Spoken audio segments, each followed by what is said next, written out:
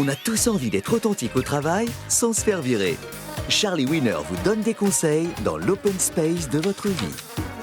Charlie Winner. Bonjour! Aujourd'hui, j'ai sélectionné la question de Freddy Exta, directeur des relations humaines de transition chez Factor X. Est-ce que je dois être heureux au boulot parce que j'ai un Chief Happiness Officer?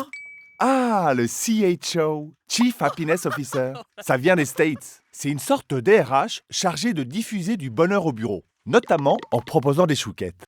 Mais le bonheur, est-ce que c'est juste une question de patachou? Procédons à une analyse de la situation. Le Chief Happiness Officer fixe des objectifs de bonheur, car le bien-être, ça rend performant. C'est prouvé. Mais ce n'est pas facile de s'obliger à être heureux, surtout si on a les nerfs à vif ou la boule au ventre. Alors comment faire? Que nous dit la data? La data. 79% des investissements en chouquettes ont lieu avant les burn-out. La data nous dit que plus on vous demande d'être bien, plus vous êtes mal. Et oui, parce qu'en plus de votre blues habituel, vous culpabilisez de ne pas être heureux sur commande. Résultat, vous avalez du Prozac pour afficher un sourire de synthèse.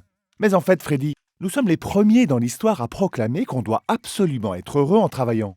Pour les Romains, par exemple, le travail, du latin tripalium qui veut dire torture, c'était relou. On le laissait aux esclaves pour être libre de réfléchir en mangeant du raisin. Alors voici mon conseil qui fait du bien. Le bonheur ne se décrète pas, Freddy. Il surgit par mégarde. Alors tentez des moments de joie fugace. Prenez des macchiatos avec votre CHO. Glissez 10 fois le mot optimisé dans la même slide. Et surtout, ne souriez pas si vous n'avez pas envie.